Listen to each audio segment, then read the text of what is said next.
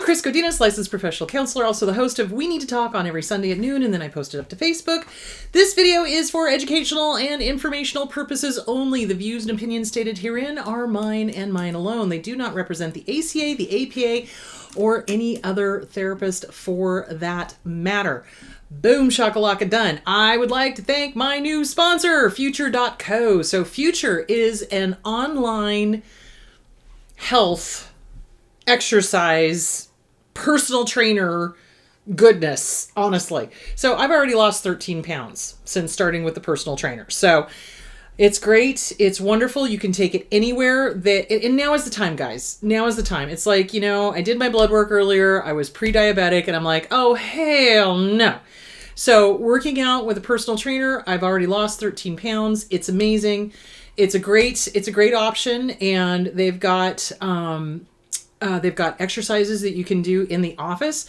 There was a study that was done recently that was really helpful in that, okay, yes, sitting is really, really bad, but they did a study where they showed that if you just mitigate that with even 5 minutes of exercise, 5 minutes of working around, doing stuff, that it mitigates sitting all of that time. So I just wanted to say that, it's a great option for those of us who are stuck at our desks. So, because they can, personalize it to what your lifestyle is or to what your work schedule is like or whatever. So Future.co/Chris Godinez, and it's all in the description below. Woohoo! So yeah, down 13 pounds. Hello. So, and I'm going to keep going. That's my evil plan. So there is that. All right, guys. On to the questions. Let's get to the questions.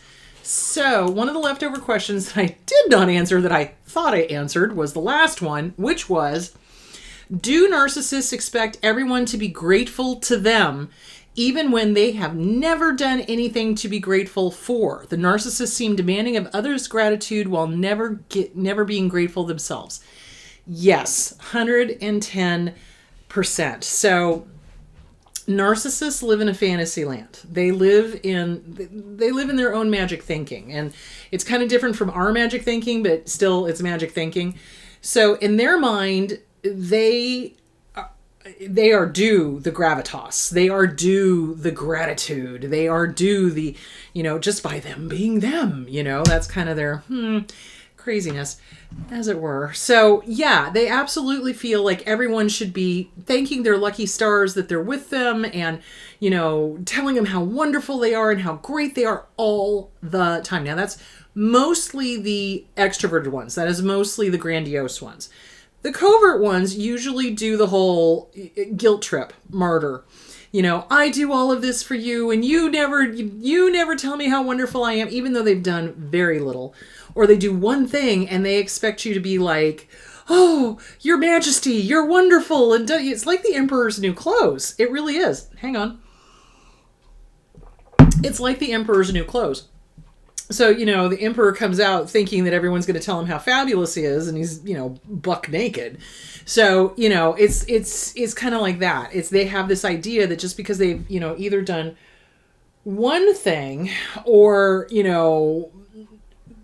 or nothing, they believe that everyone should be grateful to them. And a lot of times what these narcissistic parents do, I gave birth to you. I had you. I brought you into this world and I can take you out and you should thank me for blessing you with my presence. I don't know. But they're also the ones that do things like starve the kids or starve the kids emotionally or, treat them horribly and, treat strangers wonderfully. And yet they want you to be like, oh, you're so wonderful. You're so this. Yeah, absolutely.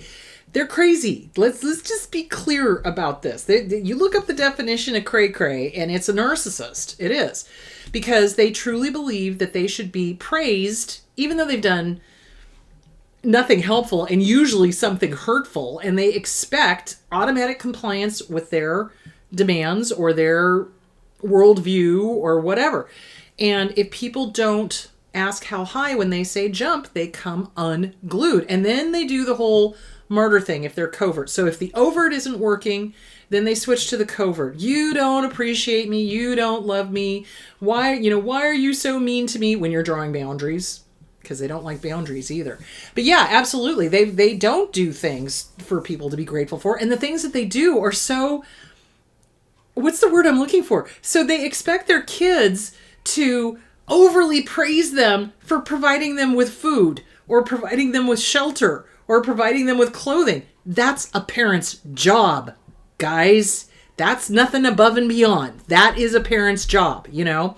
But narcissists look at that as going above and beyond because we, the kids, are taking away from their pot of money to have fun. So, you know, my dad all the time, I wore hand-me-downs. I didn't care. I liked hand-me-downs because I'm just like, I don't care about have you noticed? I don't care about fashion. I don't. I don't. If it's comfortable, I'll wear it. So, but yeah, so they, you know, hand-me-downs and cheap food as possible. But yet they would eat, you know, steaks or whatever. He would eat steaks or whatever. So yeah, and they get very resentful that they have to spend their money on kids, which is oftentimes, I can't tell you the number of times I looked at my therapist and I was like, Fabian, why did he bother having children? This guy is never going to be dad of the year. He didn't like kids. He didn't want kids. Why the bleep would he have kids? Well, it was part of that ego thing. You know, look how virile I am. Look how many children I have, you know, etc. It's the narcissist thing. It's crazy. It's crazy. So yeah, they absolutely think that they should be praised for doing basic parenting, you know, keeping the kid alive, basic parenting. And you should be thanking the lucky stars that he's keeping you alive or she's keeping you alive or whatever. So yeah, they expect everybody to kowtow to them and show them gratitude for even the most minor of things or nothing at all. And yet they're the most ingrateful people. They can't stand it when people are happy. They can't stand it when people are loving. They can't stand it when things are calm and quiet. They can't stand it when things are not in chaos, you know, and they're never grateful for those quiet, wonderful, calm days ever. In fact, it drives them crazy. And that's usually when they cause problems and start something that creates drama and chaos and things like that. So yeah, they're the least grateful people walking the face of the planet. Absolutely. I hope that answered the question. Okay.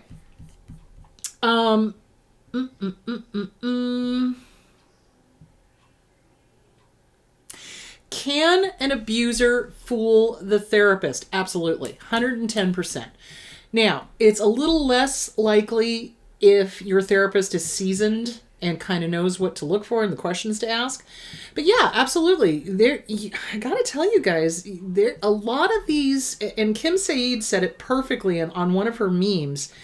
It was something about, you know, you think you've been dealing with a narcissist. No, people, you've been dealing with a full-blown psychopath. So yeah, they are very, so charming narcissists, charming psychopaths. They can mimic the appropriate response. So I've been diving into a lot of forensic stuff just because I think it's really fascinating. And I've been watching a lot of the, you know, signs of a psychopath and things like that. And one of the ones I loved the prosecutor. I was just like, why doesn't this prosecutor just, you know, like teach everybody how to do this? The prosecutor was grilling this suspect or this person that had been charged, and he was up for parole and he was giving his sob story or whatever. And basically the person that was like cross-examining him or examining him was like, okay, well, you're sounding like you're crying and you look like you're crying, but there's nothing coming out of your nose and there's nothing coming out of your eyes. And so the guy had perfected fake crying without actually crying and was trying to elicit sympathy. And I was just like, that is the creepiest damn thing I've ever seen. But it's true. And they do. And I can't tell you the number of times I had the abuser sit on the couch and do the boo-hoo-hoo. But then when I called him on it, it's like, yeah, there's nothing coming out of your eyes and there's nothing coming out of your nose. So, you know, you're having all this emotion, but I don't believe you're feeling it. And that's usually when they stand up and walk out. So, yeah, they can fake it. They can absolutely fake it. And if you're not paying attention, if you're not looking at, okay, well, physiologically, how do people respond when they're really crying? You know, it's like, well, their noses are running and their eyes are running and they're, you know, and no, So, yeah, they absolutely can fool an unseasoned therapist. And they can fool some seasoned therapists too. And here's the other thing you have to think about. Remember, a lot of people in my profession, unfortunately, are narcissists. They are. And in the police profession, and in the criminology profession, and in the judges and the attorneys, anything that's got a position of power, you're going to find narcissists because it's a position of power and they enjoy having that gravitas and that power over somebody. So, sometimes it's like if you go to couples counseling, this is why I say don't go to couples counseling. If you're in an abusive relationship, for the love of God and all that's holy, don't go to couples counseling. Because if you get a couples counselor that the abuser has picked, they've either picked somebody completely green or they've picked somebody that is another narcissist that's going to side with them. So yeah, they can fool people. And it's frustrating, especially when I'm trying to help people like in a custody battle. And it really comes down to, well, you're going to have to get a psych eval done on the entire family in order for this to be resolved. And so they go and they get a psychologist or a psychiatrist to do the psych eval on the entire family. And the psychiatrist turns out to be a narcissist, decides with the abuser. So now the judge only has the psychiatrist stuff to go on, which is pretty much the final say.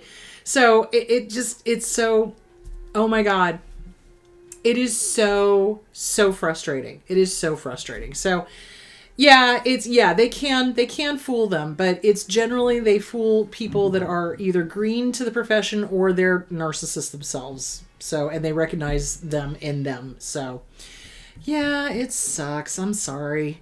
Okay.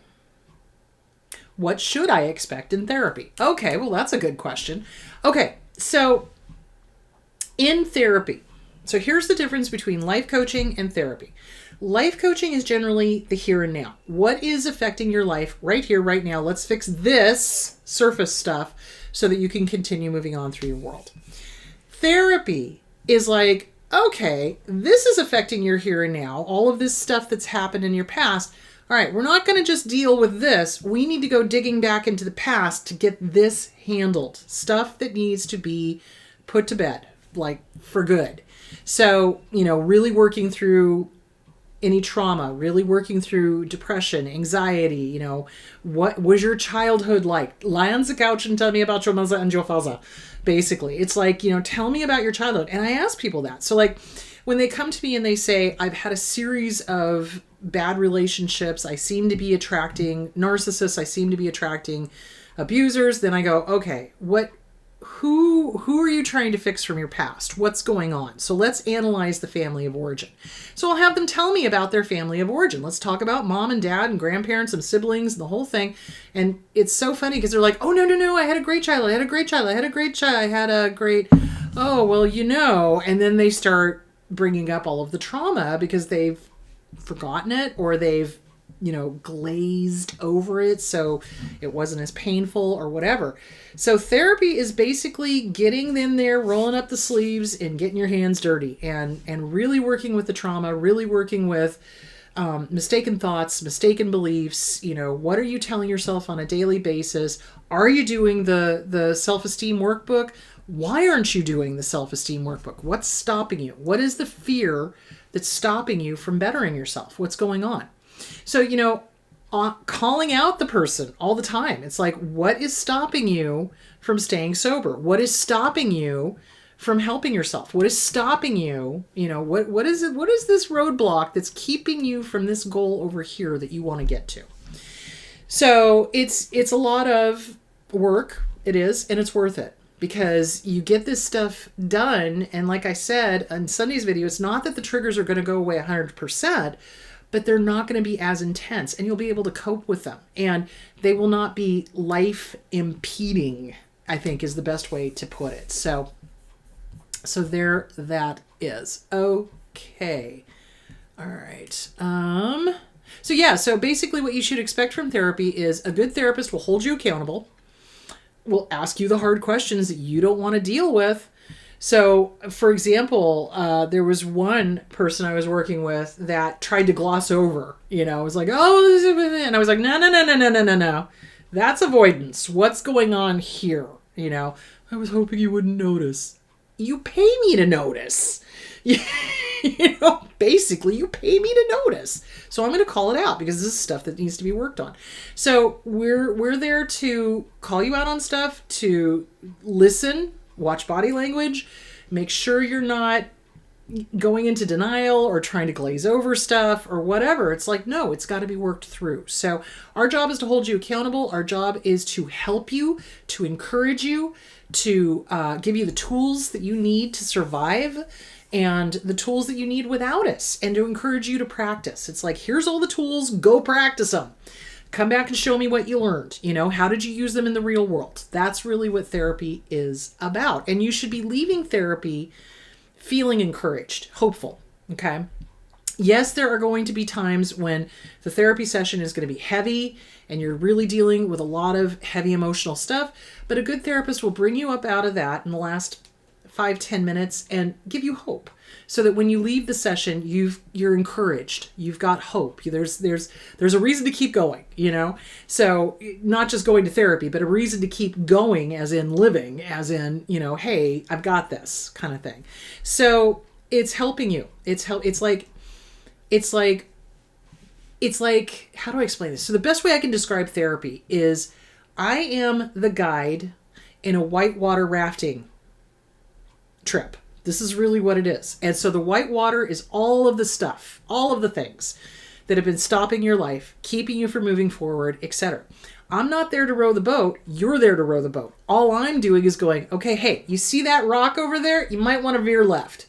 Yeah, good job. Okay, yeah, okay. Over there's going to be a waterfall on the left. Okay, yeah. You're going to want to go right. Yeah, good. There you go. Okay. All right, now, can you read the river? All right, let me show you. So the river is doing this. So this means that there is something underneath the water here. So you're going to want to avoid that. But you're the one rowing the boat. I'm just showing you how to do it. You know what I'm saying? I'm giving you the tools so that when I step off that boat, you've got this. It's like you can get in that boat and go, okay, yeah, I see this underwater thing here. Yeah, and I got that. Yep, and I'm going over. Oh, I'm going over the waterfall. Oh, okay. Yep, I recovered. Okay, here's, do you see where I'm going with that? So it's, you know you better than anybody else. And all a therapist is there to do is to bring out your strengths and show you how to work the tools. Because 9 times out of 10, nobody ever taught us. Nobody ever taught us how to self-soothe. Nobody ever taught us how to look for gratitude. Nobody ever taught us how to trust our guts. So that's really what a therapist is there to do, is to hand you the tools so that you can steer the boat and row the boat on your own without us. Hope that answers the question. All right, let's see. How are we doing on time here? Oh, doing good. Okay. All right. I keep over-explaining and oversharing. How do I stop? Oh, this is so common. So first of all, don't beat yourself up. Almost every single survivor of abuse overshares, over-explains, etc. Why? Because that's what our abuser trained us to do, unfortunately. They would either do one of two things. You need to tell me everything. How dare you have secrets? There are no secrets. You need to tell me everything. So we get groomed by family of origin, mom, dad, whoever, to overshare, to tell them everything. Or they don't hear us intentionally. They don't hear us. And so then we start explaining because we want to be understood and we want to be heard. But the problem of it is you are with somebody who is dedicated to never understanding you and never hearing you. So we get louder and we get more in depth with our explanation, hoping, and this is a little kid thing, this is an inner child thing. Inner Child Workbook, Catherine Taylor. Inner Child Workbook, Lucia Cappuccioni. One of the two. They're both good. So this is the inner child going, hear me, see me. Hear me and see me. I have value. Hear me and see me.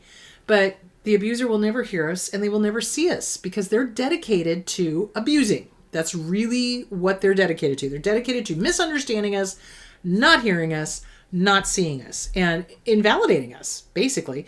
And so the inner child is just like, no, you've got to understand. And then we keep explaining. And we keep explaining and we keep explaining. And one of two things happens. Either the abuser gets whatever information they needed and then uses it against us, or they get angry because now there's emotion involved and they want us to shut up. So it's an invalidation all the way around. So basically, this is a trauma response. This is a trauma response. Get with a good trauma therapist. Seriously. And self-esteem. So people with good self-esteem do not feel the need to over-explain. Okay? It's like, okay, I've said this. We're done. Either you get it or you don't, and I'm not going to sit here and beg for your attention to understand me, right?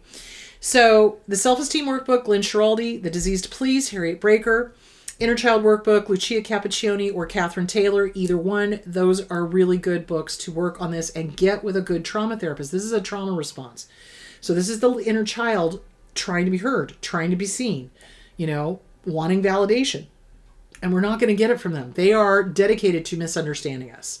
So that's why we're doing it. And the way to stop it is to recognize when you're over-explaining and when you're oversharing. And as soon as you recognize it, you just go, oh, yep, I don't need to explain. Oh, yep, I'm oversharing. I'm done.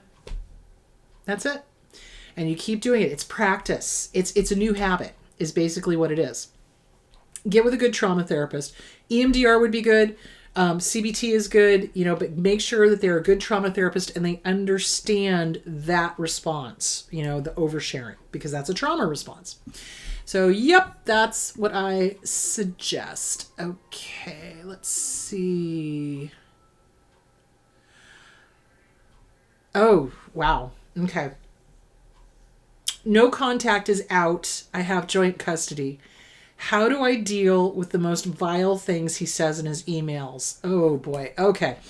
All right. So this is difficult because the ex knows exactly how to land the punch.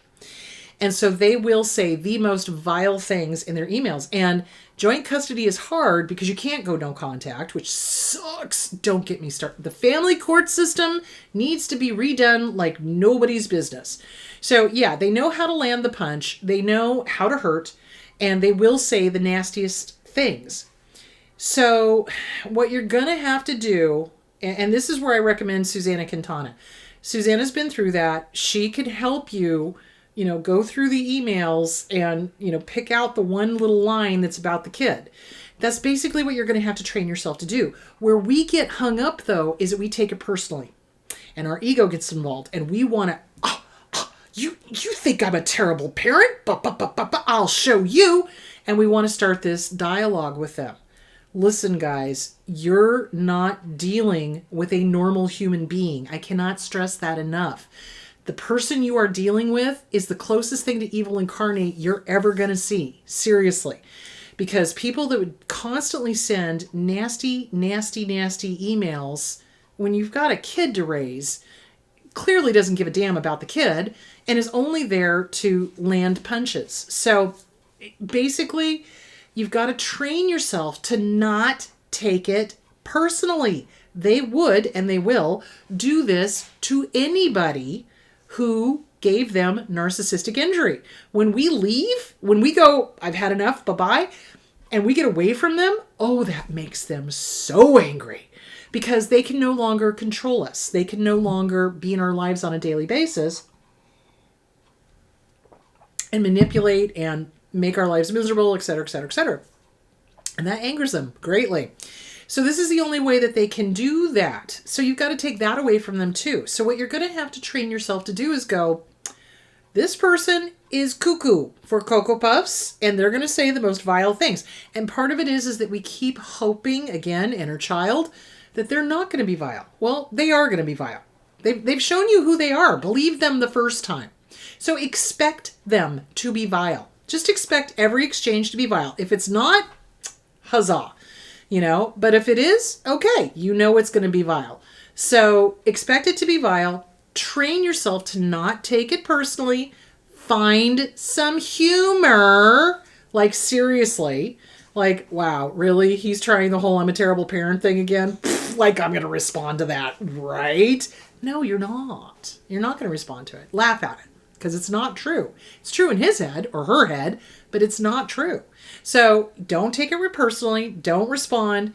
Find that line that has to do with the kid, because I can guarantee you somewhere in that novel length diatribe is a line about your child that you share custody with. And they do this on purpose for two reasons. One, it forces you to read the whole thing. And that's what they want. They want you to get every punch that they're trying to land. Number two, they're hoping you miss it so that they can then go to the court and go, oh, well, she's not responding to my emails. He's not responding to my emails. See, they're not co-parenting, blah, blah, blah. So that's why you want to make sure and go through and just laugh at the bullshit. You know what I'm saying. But, and find the one line that has to do with the kiddos and respond only to that. And you keep it unemotional, and you keep it professional, and you keep it civil, no matter what they've said. I know, it's a game, and it's a terrible game, and I blame the court system because they, by this time, should know better. So, yeah, so that's how you handle it, is you got to take the personal out of it so that you are not just continuing to sit there and stew. Okay, one more question, and I think I'm going to have to go. Okay, how do I help my adult child? My ex is sending email after email, text after text, phone call after phone call, but there's really not much I can do because my child is an adult. Okay, well, all you can do is encourage your adult child to get into counseling and get with a trauma therapist, and that they're an adult. They don't have to respond if they don't want to. The narcissists, if they are abusive, they will make sure that there are consequences for that, and I'm sure the child is aware of that. So really, it's encourage them to get to a therapist. Encourage them to stand up for themselves. Encourage them to work the workbooks. And encourage them to not give in to the fear, the obligation, or the guilt. And that's what that emailing and texting and phone calls, and they're trying to intimidate them is basically what's going on. So encourage them to get into a therapist to help them stand up for themselves. That is the best thing you can do. All right, guys, that is all the time I have. Hold on. I'm pretty sure I want to see what my January shows. I wanted to see what I'm talking about next week. What am I talking about? Okay. We're going to be talking about depression, because I think it's important that we talk about depression. So we're going to talk about how being in an abusive relationship can lead to depression. Now, is it situational or is it clinical? And so we're going to talk about that as well. And some things that you can do to help mitigate the depression. One of them is exercise. Future.co. Nice little tie-in there. But yeah, one of them is exercise. One of them is getting with a personal trainer and working out, or just working out, So yeah, absolutely. So we're going to talk about depression and as it relates to coming out of abusive relationships, whether they're family of origin or whether they are romantic, and with some things you can help to do to mitigate the situational depression, and things that you need to do if you have clinical depression. So we're going to talk about all of that. All right, my loves, you guys have a great week. Drink plenty of water, stay warm, and I will talk to you on Sunday. Bye.